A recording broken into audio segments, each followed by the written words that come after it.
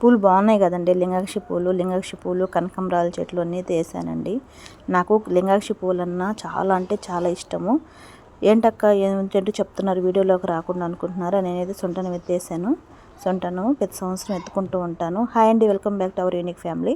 నేనైతే సొంటి గింజ అయితే ఇలా తీసుకున్నాను. ఒక గింజ అయితే తీసుకున్నాను, నాకు 50 రూపాయలు పడింది. ఒక గింజకి 6 చేర్లు బియ్యము, అంటే 3 చేర్లు బియ్యము. సగం గింజకు వచ్చి 3 అచ్చేర్ల బియ్యాన్ని వేసుకొని అన్నం వార్చుకొని ఈ పొడి దాంట్లో కలుపుకోవాలి. ముందుగా ఈ పొడిని ఎండకైతే రెండుసేపు మనం అన్నం వార్చుకునేలోగా ఈ పొడిని అయితే మెత్తగా ఇలా చేతితో నలిపేసుకొని ఎండకైతే గాలికి ఎగిరిపోకుండా మూత అయితే పెట్టుకొని ఎండకైతే పెట్టుకోవాలి. ఈలోగా గుంజాకు అనేది నీట్గా కడిగి పక్కన పెట్టుకోవాలి. నాకైతే గుంజాగా దొరుకుతుందండి. మీకు గుంజాగా దొరకని పరిస్థితి అయితే జామాకు అయినా కూడా ఎత్తుకోవచ్చు.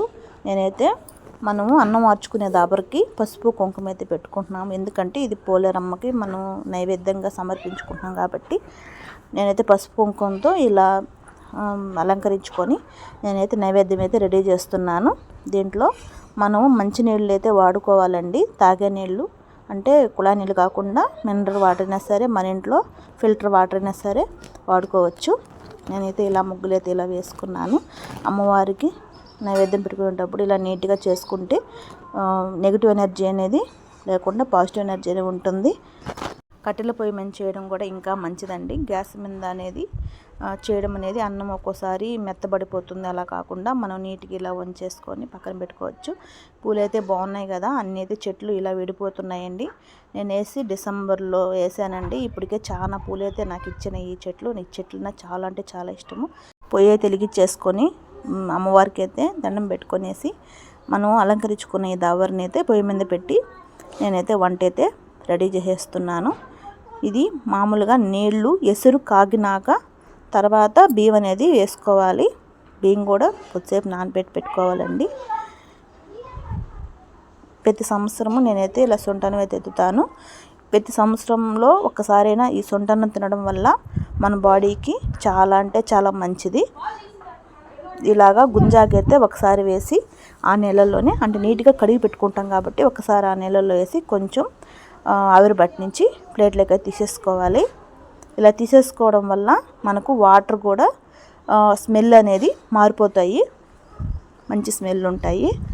అప్పుడైతే మా నాన్నమ్మ అయితే మంచినీళ్ళు తెచ్చి, మా ఊర్లో మంచినీళ్ళు బాగా ఉండేదండి, మంచినీళ్ళు తెచ్చి తాటాక తెచ్చి అప్పుడు సొంటనం అయితే ఎత్తేది. చాలా అంటే చాలా బాగా వచ్చేది.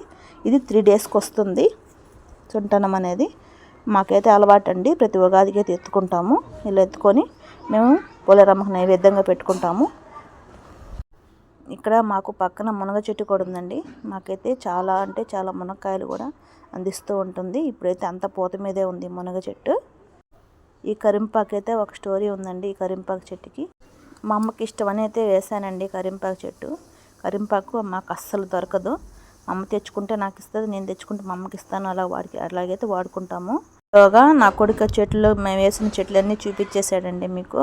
ఇప్పుడైతే ఈవినింగ్ 5:30, 5 ఆ టైం అయితే అయిపోతూ ఉంది. నేనైతే ఇప్పుడు అన్నం అయితే వార్చేస్తున్నాను.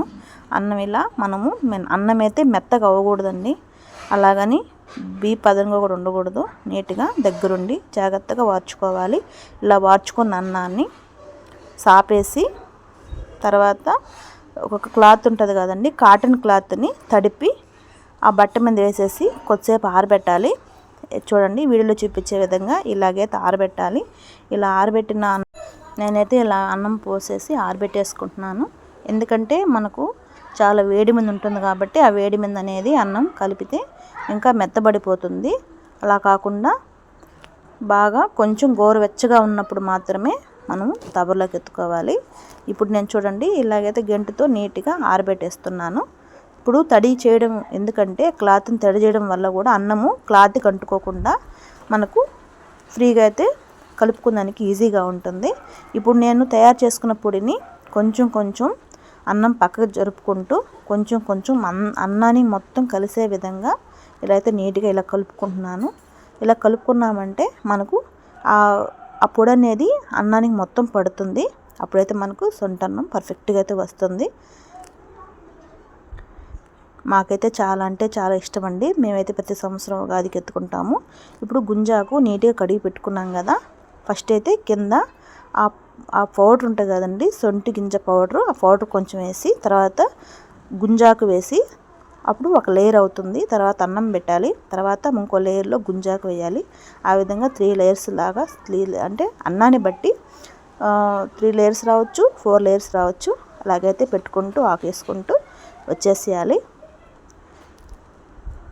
ఇలా చేయడం వల్ల మనకు ఆ గుంజాకంటే ఆ స్మెల్లే వేరుగా ఉంటుందండి. ఇదైతే మాకు అరుదుగా దొరుకుతూ ఉంటుంది. ఈ గుంజాకు లేని పక్షంలో మీరు జామాకైనా వేసుకోవచ్చు, జామాకు కూడా వేసుకుంటే బాగొస్తుంది. ఇప్పుడు ఇలా మూత పెట్టుకొని నీట్గా గట్టిగా గుడ్డ కట్టేసుకోవాలి. కాటన్ గుడ్డే కట్టేసుకోవాలండి, సిల్క్ అలాంటివి ఏమి కట్టకూడదు. ఎందుకంటే మనకు అనేది గాలి అనేది దూరకూడదండి. ఇలా కట్టేసుకున్న దాన్ని మనం చూసారా వీడియోలో చూపించే విధంగా నీట్గా ఇలా ముడి పెట్టేసుకోవాలి.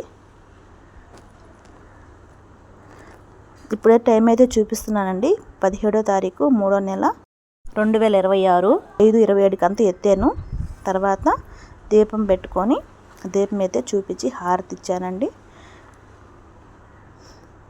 చూసారా ఈ విధంగా హారతి ఇచ్చుకోవడం వల్ల మనకు పోలేరమ్మ సత్యం అనేది మనకు ఉంటుంది. మేమైతే పోలేరమ్మ ప్రసాదంగా భావిస్తామండి. ప్రతి సంవత్సరం అయితే మేము ఎత్తుకుంటాము, పోలేరమ్మకి అయితే నైవేద్యంగా సమర్పించుకుంటాము.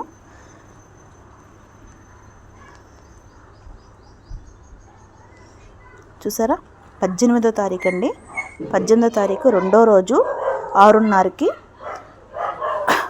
6:30 అవుతుంది కదా. ఇప్పుడైతే నేను దీపారాధన చేసి ఇప్పుడు మన సొంటను వెత్తాం కదండి, ఆ దెబ్బకి హారతి చూపించి దీపం చూపించి నేనైతే 4 వేళ్ళైతే గుచ్చాలని మీకైతే చెప్తున్నాను. చూడండి ఇప్పుడైతే 4 ఏళ్ళు గుచ్చుతాను. అలా గుచ్చడం వల్ల మనకు సొంటన వచ్చిందని మనకు అర్థమైపోతుంది.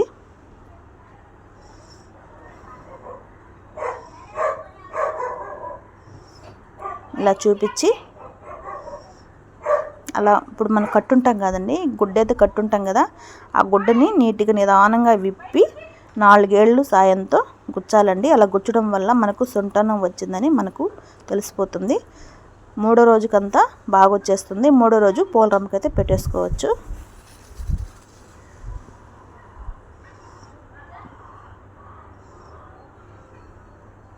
చూసారా కొంచెం అన్నం అయితే ఒదిగిందండి. ఒదగడం అంటే కొంచెం అన్నం కుంగుతుందన్నమాట, అప్పుడైతే సొంటనం వచ్చిందని అర్థం. ఆ 4 ఏళ్ళతో ఇలా గుచ్చుకోవాలి. చూడండి అలా గుచ్చుకోవడం వల్ల అంటే ఇది ఒక ఆనవాయితీ అండి, దీని ఒక ఆనవాయితీ లాగా చేసుకుంటాం మేము.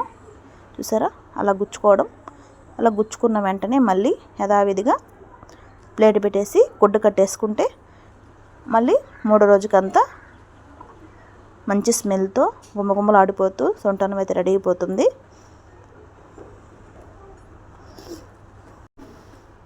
ఇది వీడియో సొంటనం ఎత్తిన వీడియో అయితే పెట్టానండి. ఉగాది రోజు దేవుడికి అయితే పెట్టుకుంటాను కదా, ఆ వీడియోలో మొత్తం క్లియర్గా ఎలా పెట్టుకుంటాం అనేది మీకు చూపిస్తాను.